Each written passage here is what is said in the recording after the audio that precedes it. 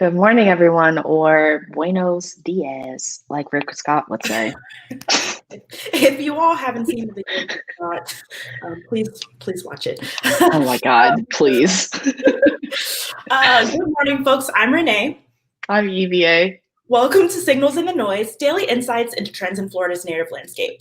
Signals in the Noise takes a look at news articles, social media content, and other platforms to identify conversations, messages, and stories that reinforce the ideas, beliefs, and values that we interact with every day.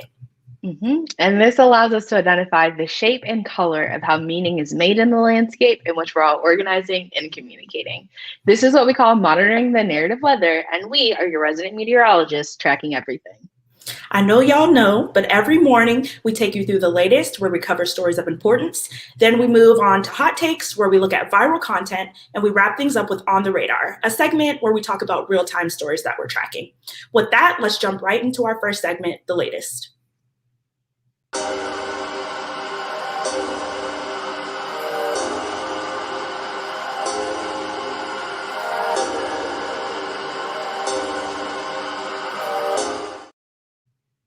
Hashtag Souls to the Polls remain part of the dominating conversation on elections in Florida. Popular posts on Facebook over the weekend within the hashtag include posts by Representative Geraldine Thompson, State Senate candidate Lauren Book, and Representative Debbie Wasserman Schultz. From the moment Souls to the Polls was announced nationwide, we saw grassroots organizations, religious leaders, their churches, and communities uplifting beliefs, ideas, and the narrative that it's up to everyone to ensure that we get out and vote so that our voices are heard, because democracy relies on all of us to show up. Facts.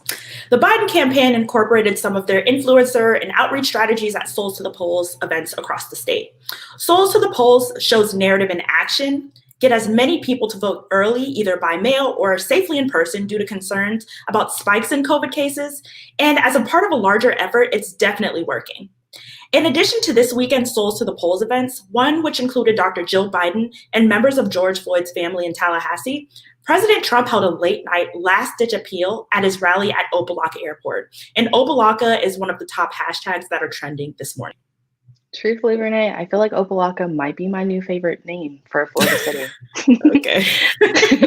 The pandemic has changed everything about campaigning, how people vote, and grassroots tactics to get out the vote.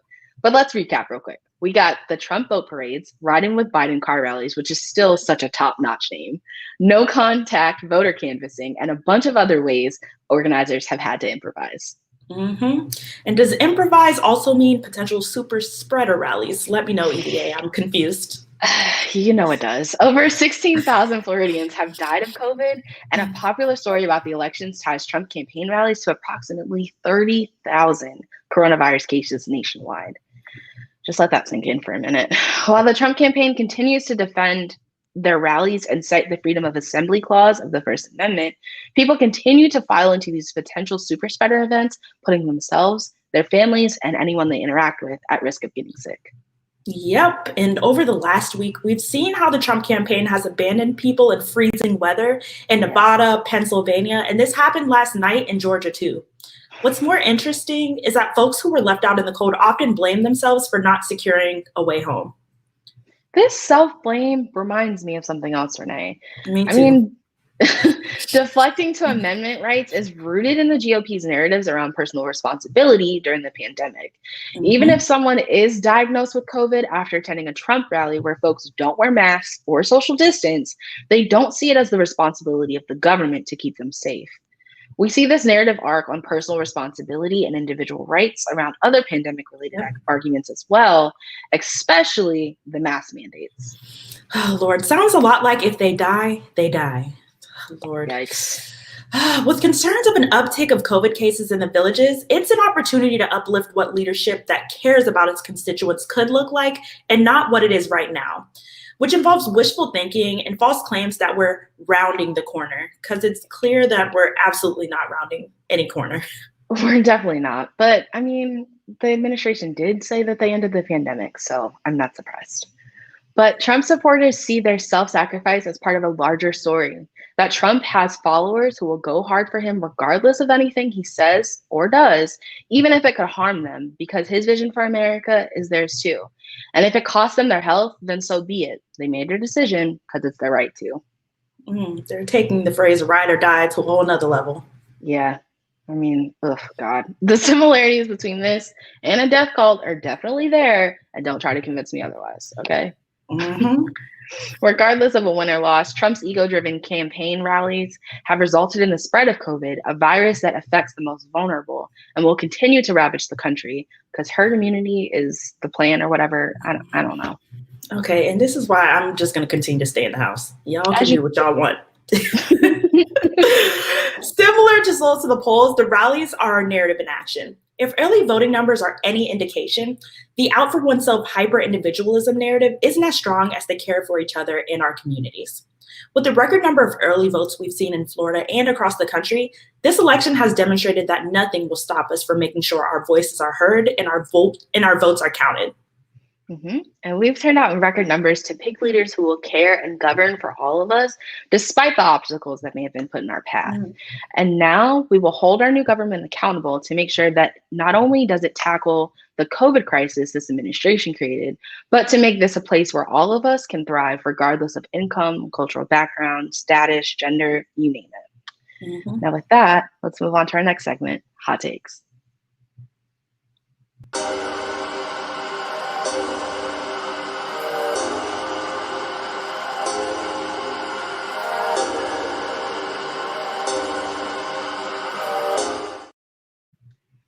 Now, the election season is supposed to end tomorrow, but as we've been saying for weeks, we will likely not have a clear winner by the end of election day. My palms are sweaty, my stomach's upset. I don't think I'm going to get any sleep, Renee. I haven't gotten much sleep in weeks, EVA. I've been exhausted. I've been trying to ignore the world burning outside my window, but, I'm trying to catch my sleep where I can, okay? You got to get it in where you can get it in, okay? At this point, that's all we can do. Yes. Something that's been helping keep my spirits up in all of this is the amount of folks voting, honestly. Like we've mentioned, the numbers are unprecedented. And people are turning out not just for Biden, but also against Trump. Yeah, that's really true. This defeat of Trump could be seen as inevitable as a result of a dynamic movement of people focused on solving real problems like police violence against Black people and the devastation COVID has had in our communities. Let's continue to lean on that inspiration and move on from this exhausting election cycle. It's time to tap into the hope brought by all of these people waiting in line early to vote, and it's time to tap into the energy into solutions. Yeah, this hope, inevitability, and forward momentum will probably be the best response to clashes at the polls in Broward, Pembroke Pines, Boca Raton, and Hallandale Beach, as a popular post on Facebook by the South Florida Sun-Sentinel chronicles. Some polling locations are stressful places for voters, especially when vitriolic attacks border on intimidation. Of course, voter intimidation is something that some communities have faced for generations and have built resiliency and community practices to deal with. And that intimidation lands differently based on who you are and what you and your ancestors have had to endure to vote. But that's why we have to watch out for each other and support each other in getting out the vote, in voting ourselves, and in defending our communities. Facts.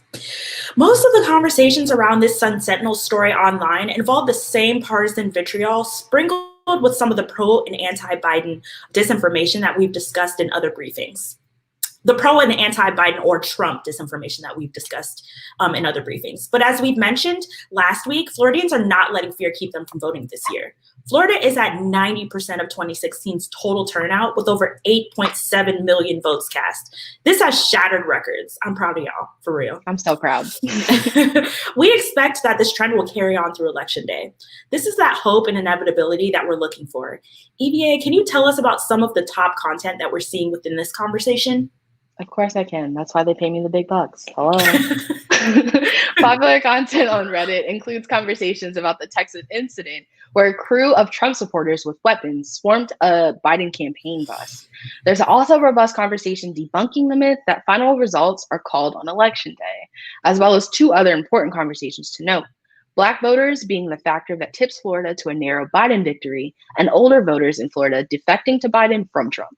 And Redditors who've taken part in these conversations in the politics subreddit talk about the following: their fear of increased violence on election day and after election day, voter suppression disproportionately impacting Black voters whose votes alone could flip the South, and overall cynicism about the idea that Florida's election process could break away from its legacy in 2000 and 2018, with some Redditors saying that they lose faith in democracy if Biden doesn't win. You know, light topics, real light, nothing serious, nothing too serious. Just some light, casual conversation before election day. These smaller conversations are just part of larger stories and narratives at play during this election season. So how should we create messages for November 3rd and beyond that tie into larger narratives we're moving about democracy, Black freedom, and the economy? Well, as we wait for all the ballots to be counted, we can expect to see an increase in dog whistles against the integrity of the election, especially in battleground states because of illegal voters, manufacturing evidence of ballot tampering, filing lawsuits, and immediately declaring victory without acknowledging the results. Yeah. And whether we have a clear winner on election day or not, we must continue to lead with our principles and our faith in our people, the people that lined up early to vote, and the people who've been out in the streets fighting for Black lives. We need to encourage people to focus on the will of the people instead of all of the noise and chatter from politicians. We should also focus on the inevitability of a Trump defeat, on moving on from this exhausting election cycle to deal with, as a society, the real issues and challenges of our country: COVID, police violence, democracy, and the will of the people, among a host of other issues. We need to make sure that we're defending voting at the polls and ensuring that all early and vote by mail ballots are counted. We also need to remind people that the most accurate information will come from pushing local election officials to count every vote and support those who've made themselves allies to democracy and continue to uplift messages of unity. Regardless of all this early voting, we know the results will be delayed. We should double down on Fight Back's messaging in light of every possible scenario. On election day, continue to post messages that help Florida voters set realistic expectations for results. While we know the longer the results take, the less voters trust them, this means we should continue to focus on the power we've built and the inevitability of change. Yep. And remember, any content related to the election should continue to use the hashtags CountOnUsFL, Count on Us, Every Vote Counts, We Count on Us, Florida for All, Black Votes Matter, and Black Voters Matter. That's a lot of hashtags, y'all. It is, but it's all good. It's all good. These same hashtags should be used on any post shared on Twitter or Instagram, especially as the focus shifts from parties at the polls and election night watch parties. Now let's move on to our last segment, On the Radar.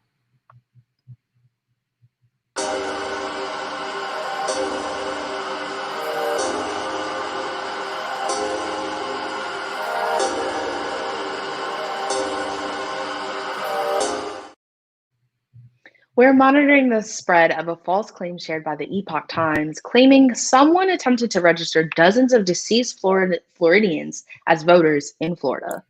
Because the presidential election has been labeled a toss-up where either candidate may win by a narrow margin, these types of right-wing outlets that typically spread misinformation regularly will likely continue to push Trump's false claims of election-related voter fraud.